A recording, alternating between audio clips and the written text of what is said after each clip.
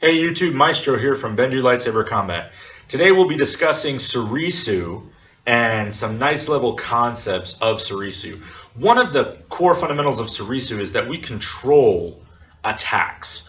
That attacks can be controlled. They don't always have to be avoided. They don't always have to be run away from. We can actually control those attacks if there's an optimum set of circumstances.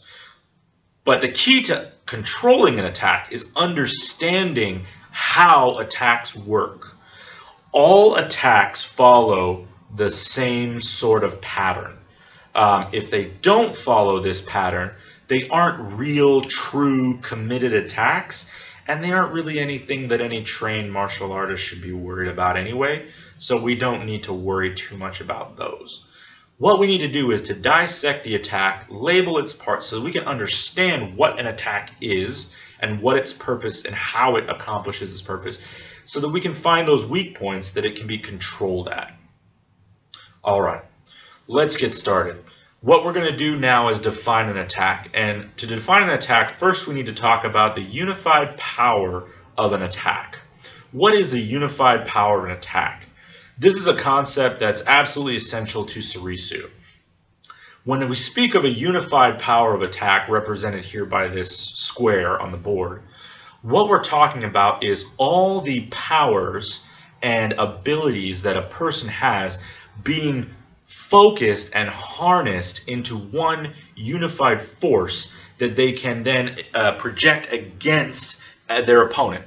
This is what a real attack is. It isn't just balling up your fist and throwing it at the opponent's nose. It isn't just grabbing your saber, igniting it, and striking at the opponent's head. An attack is much more than that. A real attack is much more than that. To be a real, focused, committed attack, it has to have a unified power of that attack. And that unification comes from the different ways and strata that make up human beings. So we have the mental, the physical, and we have the tactical. And for those of you familiar with the three contentions theory of Makashi, you'll see parallels in these three aspects or powers that all human beings possess. All attacks possess a mental attribute, a physical attribute, and a tactical attribute. The mental attribute is describing the intention behind that attack, the true nature of it. What is it trying to affect in us with that attack? The physical, of course, refers to the very physics of how that attack is coming in. What shape, what form does that attack take? Is it an overhead chop? Is it a straight thrust? Is it, what is it? Is it a kick? Or is it a punch? Is it a headbutt? Whatever, a grapple. And the last is the tactical. How is that attack being used beyond the needs of the moment, beyond this instant that the attack is coming in? How is that attack being used to affect combat as a whole? There are others, but these are the main three. And when these are all united into one attack, cohesively and harmoniously joined together, to bring focus all of that effort into that attack, that is what we call the unified power of the attack, or the UPA. Hereafter, we'll just refer to it as an attack, or as the force of an attack, or something like that. We might call it the UPA. The basic idea is that you're taking all of your powers and you're putting them all together.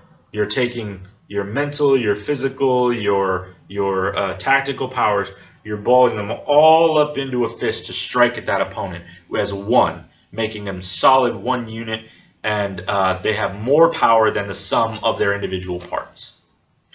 Okay, so going forth from here, it's not enough to have these unified.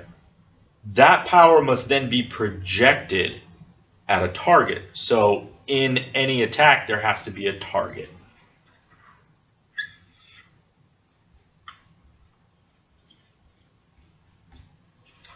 So here is the attack, and it is being projected towards that target.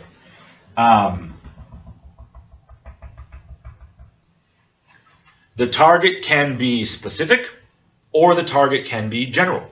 I can throw an attack at you, and I don't care where it hits, I'm just throwing it at you.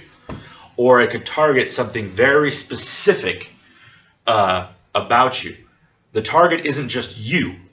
There's some element that's being targeted. What is the real target of an attack? A smart opponent will try to disguise what his real target is until it's too late. But either way, what he can't disguise is that he's forming his unified power of attack, he's getting the force of that attack, and he's extending it out towards his target. There are limits to that power, limits to that extension. The first one is called the inner limit.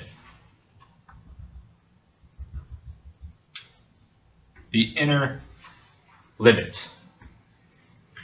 The inner limit, or IL, the inner limit, describes the point at which, behind that, these unified power of attack isn't unified. It's disparate. It's still in its individual parts. Meaning that they can't efficiently bring all their forces to bear past that point. For most human beings, that would be, well, for instance, on a punch. If I'm going to throw a punch at someone, where do I want that target to be? I want that target to be right about here for maximum damage. I want to throw that, I'm going to ball up my fist right here. I want to throw that punch in. But what if that target moves, and as I'm balling up that fist, that target comes right back here? Can I still hit it? I'm sure I can. I kind of punch at it. But it is within the inner limit of my UPA, and my attack is going to be much less efficient. So we have an inner limit to any attack. If you have a sword, the inner limit to that sword is, when you're holding the sword, it's everything behind that sword. I can't come back and cut myself with that sword. That sword is designed to cut forward.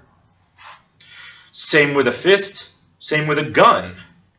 I can't shoot anything that's standing directly behind that gun. That gun only shoots one direction, out the barrel. I'd have to turn the gun. Can I turn the gun and shoot? Yes, but it's not the most efficient way to do that.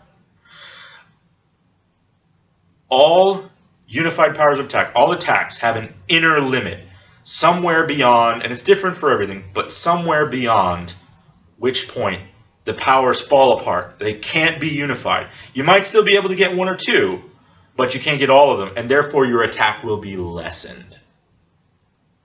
Just as there's an inner limit, there's also an outer limit.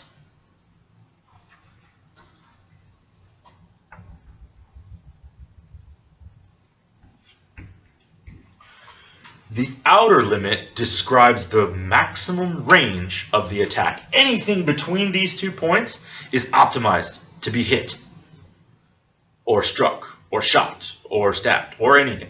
It's optimized to be acted upon by the attack itself.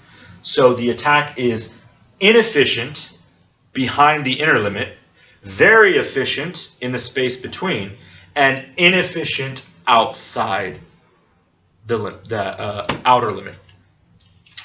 So the outer limit,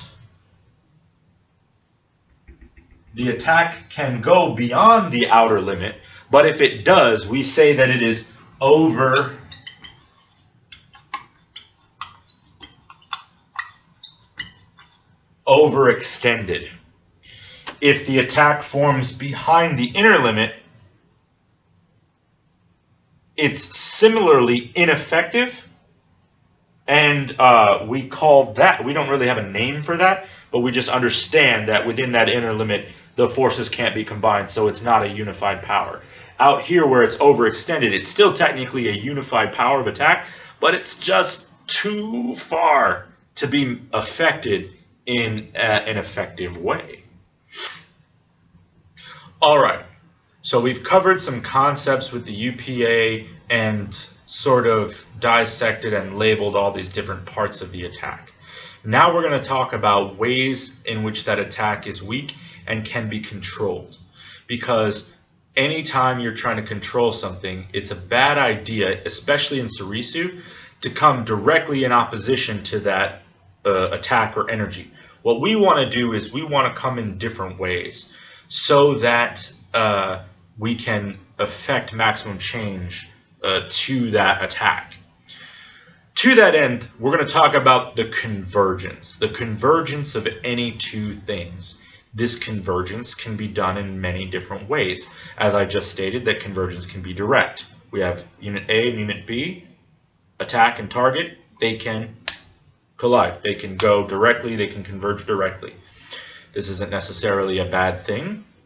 Someone attacks me, I directly converge at him straight into his attack, and I make a block. My arm, my leverage, my power is superior. I'm safe. Not necessarily a bad thing, but not always optimal, and definitely not the Soresu way. We want to avoid exerting that much energy and power in ourselves, and also putting ourselves in risk. So how would Soresu converge with this incoming energy? There are a couple of different ways.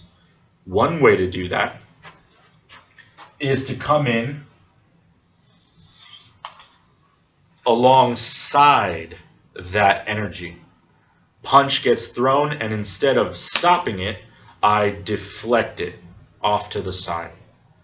As we know from physics class or anatomy, I don't know if you ever did this, but my teacher did, if two people push against each other, they are both very strong in these dimensions, moving forward and backwards.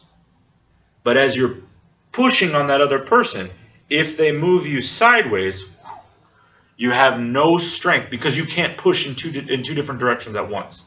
You only have strength in one direction at a time. So as this attack is coming in, it is weak here on the sides. This is one way that we can optimally converge with it. We can come into the sides. That's what our ten-can movements in Soresu are all about, is opening and turning so that we can come in along that attack, to that attack along the side. Another way that we can converge is we can converge early in the attack, meaning that we go in behind the inner limit before the attack is fully formed. That's what our irimi movements are about. When that person is winding up to deliver that blow, we step in and apply our force to theirs before theirs is fully developed. Lastly, we can engage this power, this UPA, this force, this attack, we can engage it out here in this section where we already discussed it's overextended, meaning it's past its outer limit of effectiveness. It's no longer effective, but it's still going. We can engage it here, and at that point the power is dispersed. It's gone from being unified to breaking up again. And because it's dispersed, it's not powerful, clean, and effective. We can very easily take over it. A good exercise for this is have a friend try to punch you in the chest or the nose or something like that. And as he extends his arm and he makes that straight fist, right as he finishes, you step back out of the way. And right as he finishes his attack, just as his arm reaches full extension, you grab his wrist and you pull him. Now, you've gone in at the moment of overextension.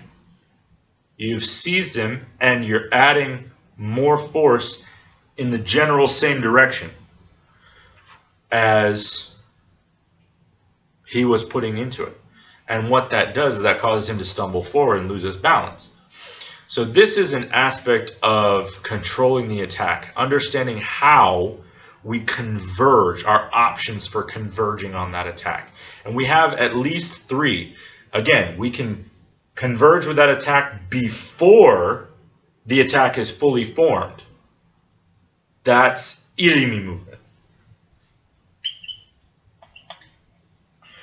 We can converge with that attacking energy we can get out of the way and get in alongside it, or we can engage it out here where it's overextended.